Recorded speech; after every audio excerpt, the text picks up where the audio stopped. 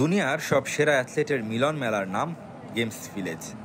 ভিন্ন এক জগৎ প্যারিসের গোছালো আর পরিপাটি অঞ্চল সাঁ-দেনি। সেন নদীর পাড় ঘেঁষে ১৩৪ একর জায়গা জুড়ে ১৪,২৫০ অ্যাথলেটের অস্থায়ী আবাস। বড় কন্টিনজেন্টের জন্য আস্ত বিল্ডিং, আর ছোটদের ক্ষেত্রে এক দালানে একাধিক। দূর থেকে পতাকা টাঙানো বারান্দাগুলো দেখলেই বোঝা যায় কোন দেশের অ্যাথলেটরা থাকছেন সেখানে।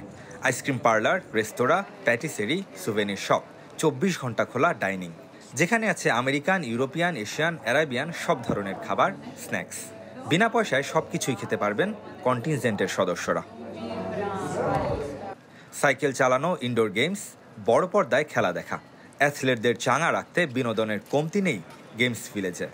আছে ইয়োগা, জিম, আইসবাথ, স্টিম বাথের ব্যবস্থাও।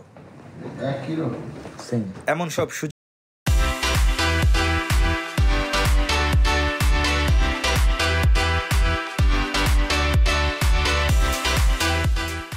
সুবিধার মাঝে কিভাবে কাটছে বাংলাদেশ প্রতিনিধিদের সময়, ঘুরে দেখার চেষ্টায় ইমরানুর রহমানের কক্ষে হাজির চ্যানেল 24-এর ক্যামেরা। ছোট ড্রয়িং রুম আর এক রুমে দুজন করে শোয়ার জায়গা।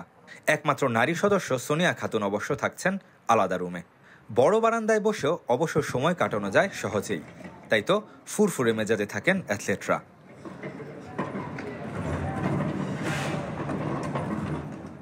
গেমস ভিলেজে থেকে দারুণ অভিজ্ঞতা সঙ্গী হচ্ছে ইমরানুর, রবিউলদের।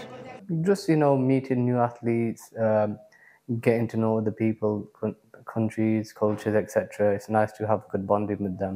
আসলে আপনারা এখানে ছিলেন এবং আপনারাও দেখতেছেন যে ওয়েদার মানে খারাপ ভালো কন্টিনিউ হতে থাকে। সো আলহামদুলিল্লাহ স্টার্টিংটা অনেক বেশি ভালো ছিল এবং মাঝখানে সে একটু উইন্ডি কন্ডিশন ছিল দেখছেন।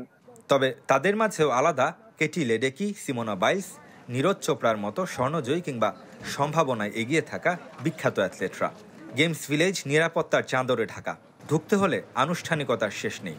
তবুও এসব মহাতারকাদের দেখা মেলে না।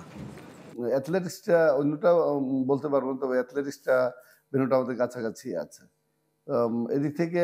আর জিমটা একটু দূরে, মানে নিয়ারেস্ট নয়, আর ডাইনিংটাও একটু দূরে আছে। সব মিলিয়ে বলবো যে আসলে এনভায়রনমেন্ট এখানে ভালোই আছে। অলিম্পিক শেষে ভিলেজের এই স্থাপনাগুলো চলে যাবে রিয়েল এস্টেট কোম্পানির হাতে, বিক্রি হবে অ্যাপার্টমেন্ট হিসেবে। Redwan Shoaib, channel 24, Paris.